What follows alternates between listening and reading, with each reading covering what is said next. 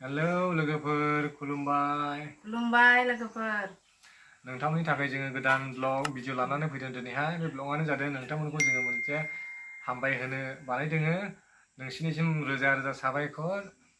बे हामबायहोनाया जाहैबाय जोंना चेनेला साबस्क्राइबार 1K कमप्लिट जाबाय, बारा जाबाय आरो बेजों लोगोसे वाच टाइमाबो कमप्लिट जासिगोन। मनिटाइज जानो एसे नांथारसिगौ। 300सोल' नांथारगौसै आरोखि मनिटाइज जानाय। नोंसिनि अननाय हेफाजाब, नोंसिनि नायना होनायनि थाखाय जादों जोंनिया साक्सेस जानोसै। बेनिखायनो आसा खालामबावदों लोगोफोर नोंथांमोना बिदिनो उनावबो सापर्ट होलांबाय थागोन, नायलांबाय थागोन। आरो बे नोंथांमोननि सापर्ट खालामनायनि थाखायनो जोंने सप्तासेनि सिगांहाय 52 जनल'मोन साबस्क्राइबारा। सप्तासेनि उनाव ओरैबायदि बारायखादों, माने भिउसआबो बारायदों, माने वाच टाइमाबो बारायदों। बेनिखायनो नोंथांमोनखौ थोजासे हामबाय होयो। जोंनि मेदामा मा ओरैबायदि खुसिखा जोंनि मेदामा। सप्तासेनि सिगाङावहाय रावबो नाया, साबस्क्राइब खालामा बायदि होनबाय थायोमोन आरो।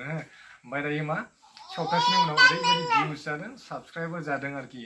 वाच टाइमाबो नै बारायगासिनो दं आरोखि। आरो जाखानायसै, कमप्लिट जानोसै एसेल' नांथारसिगौ आरोखि। माने 2000सो 5 मिनिट भिडिअसखौहाय 2000 जनसोआ कमप्लिट नायलानो जासिगोन आरो। मेदामा मा बुङो जोंनिया? लोगोफोर, जोंनि चेनेलाव 1K साबस्क्राइबार खालामना होनायनि थाखाय नोंसोरखौ हामबायो आरो उननि समावबो बेबायदिनो नायलांबाय थाबावदो। दे लोगोफोर, दिनैनि भिडिअआ एसेनोसै। नोंथांमोनखौ हामबाय होनो थाखायनो बानायदोंमोन जों बे भिडिअखौ। दे आसा खालामबाय नोंथांमोना फैगोन समफोरावबो बिदिनो हेफाजाब खालामबाय थालांगोन, जोंनि भिडिअखौ नायलांबाय थागोन।